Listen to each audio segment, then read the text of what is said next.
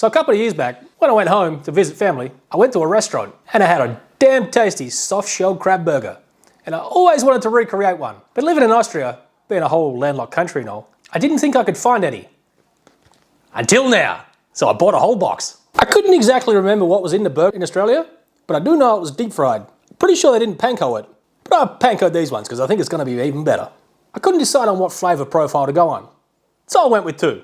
A Mediterranean vibe and the tropical vibe. I didn't want to have just boring old potato chips. So I made the polenta fries to go with it. So to start off, we're going to make some ciabatta style burger buns. So water goes in first into the stand mixer, bread flour and salt, crumble in some fresh yeast, and just close it down, start it off slow. As it comes together, speed it up, let it go for about 10 minutes. Once it's finished mixing, take it out, plop it down on your work surface. I also forgot to say, I added a bit of olive oil to this mixture as well. Alright, to make this a little bit easy to handle the dough, a little bit of oil goes on the hands. It'll make it much easier.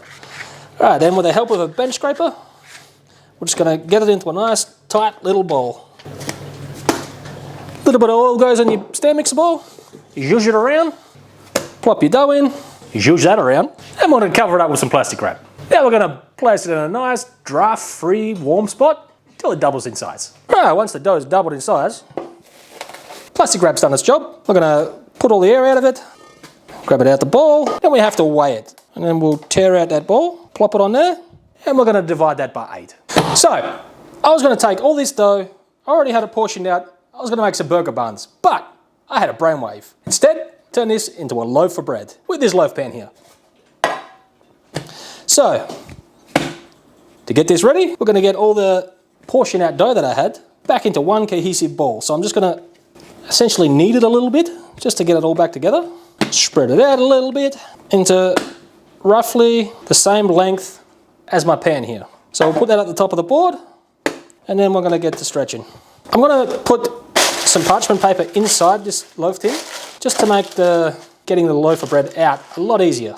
Alright, so this is roughly the same width as my little pan here. So now we're just going to go ahead and roll this up into a nice tight little log. So as we roll here, if you see any bubbles forming on the bottom, you want to pop those because then you want a nice tight crumb.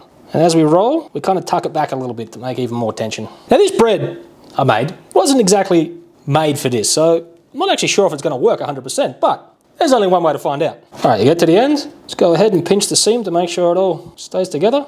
I'm going to bunch it up a little bit. Make sure we try and pop any bubbles that we see. Then we get our little pan back, get it into the most uniform shape that we can. Make sure we tuck the ends in a little bit. Then we just plop the whole loaf in, make it as uniform as we can, because I want a nice square loaf in there. Now we just cover it up and let it, second proof for about 20 to 30 minutes. My bread's puffed up, gonna give it a little mist of water. Now we're gonna bang this into a 200-degree oven for about 20 minutes. So after about 22 minutes, took the loaf of bread out. It's not as golden on top as I'd like, and it kind of cracked around the top, but it should taste just fine. So, we'll just plop it onto a wire rack and let it cool. So the bread's nice and cool down now. Now it's time to zip off the end and have a bit of a look here. Yeah, nice tight crumb. So we're gonna zip off a couple of nice thick slices. And I'm gonna toast these off and build my sandwich in that. So you didn't see me make these potato buns, but I've got a short online on how to do this. Go check that out. I've also got a long form video where I make a beef burger. So you can also watch that too. So I'm making two different versions here. A Mediterranean vibe and a more tropical vibe. So for the aioli sauce, we're going to roast some garlic, which is the easiest thing in the world to do. I've just sliced the very top of the bulb of garlic off. I'm going to put a little bit of oil on the top, sprinkle a little bit of salt in there, and you just put the top back on. Got some elf oil, scrunch it all up. Now I'm going to stick this in the oven. It's going to take about 30 minutes, but you could also do this exact same thing in an air fryer. Just bung it straight in the air fryer. I'm not sure how long it's actually going to take because all air fryers are different, I've come to know. But yeah, I'm going to be using the oven. So in it goes. You roast the garlic, you know it's ready when you pick it up and you push the outside and it's nice and soft. This has been out the oven for about 10 minutes now, just to cool down slightly. Because the next thing to do is just take the top off and squeeze all of the kernels out into a bowl. All of the garlic cloves out into a bowl. All right, once you got all your garlic cloves squeezed out, you want to let these cool down completely before we add the mayonnaise. Otherwise, you're going to split your mayonnaise. So we'll let these cool down. I'm going to make a mayonnaise. In the mayonnaise, I'm going to be putting some anchovies because it makes it better. Fish sauce, anchovies, anything like this, you put it in mayonnaise, it just brings this extra flavour. It's not going to make it fishy, it's just going to make it better. If you're worrying about this tasting fishy and you already use Worcestershire sauce to make your things taste better, go ahead and read the ingredients list. You might be surprised what actually is in that. A bit of a hint, it's just fermented sardines. It's just the English version of fish sauce. Making mayonnaise is one of the easiest things you can actually do. It all starts with an egg. Into a high-sided container. Then I squirt a little bit of mustard in there. I don't really measure this stuff out. It's mostly by feel, but I'd call that a teaspoon. Now I also like to put some acid in there. I'm using white wine vinegar. Just a splash. You could also use lemon juice, lime juice, about a tablespoon. Then some salt. Optionally, but highly encouraged, is the anchovies. And then some neutral oil of your choosing. In my humble opinion, it's gonna be peanut. I use this stuff for making mayonnaise all the time because it doesn't leave any oily aftertaste and it just makes the best mayonnaise that I've ever made. It's always been peanut oil. So if you have an allergy, you can also try some avocado oil. I heard that works. But pretty much any neutral flavoured oil that you use, you can play around with it. That was 250 mils of oil I used. Immersion blender goes in, full speed, time to emulsify.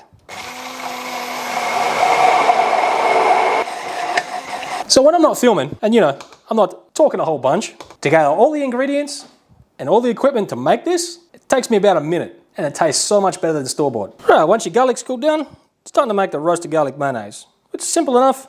Plop in some of your homemade mayonnaise, and then just go ahead and mash and mix the two together. And that is super simple, but something truly amazing. I've got some sun-dried tomatoes and some artichokes that I'm just gonna chop up into nice little bits. Right, when they're nicely chopped up in together like that, I'm gonna put them in a jar and set them aside till we're ready to use them. So now it's time to crumb these crabs. You could tempura these, but I think a panko crumb is gonna work best. So we're gonna try and be as gentle as possible, not to lose any of the claws or legs.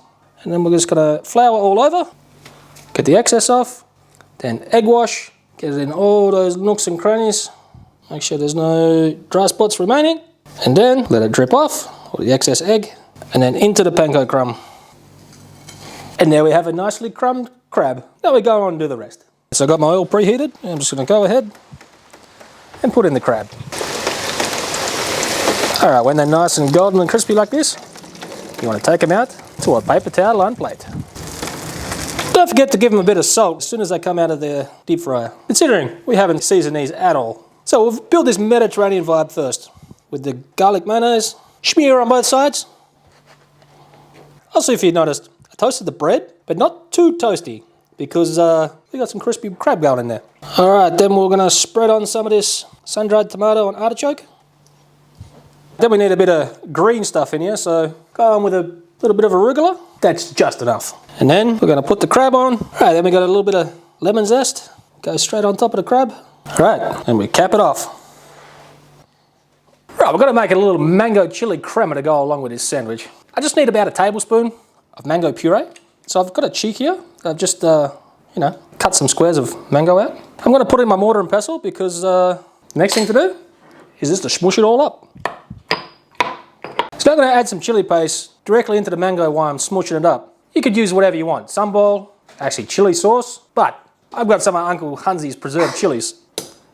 This stuff is absolute fire, so I'm using it with caution. So, got my mango all smushed up there. I'm going to add some of the mayonnaise we just made. We'll start with 2.5 tablespoons, give it a little mix together.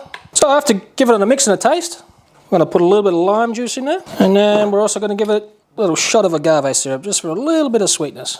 All right, we'll give that a mix. Give it another taste. Once you've tasted and adjusted it to where it tastes good to you, it's time to bottle that bad boy up.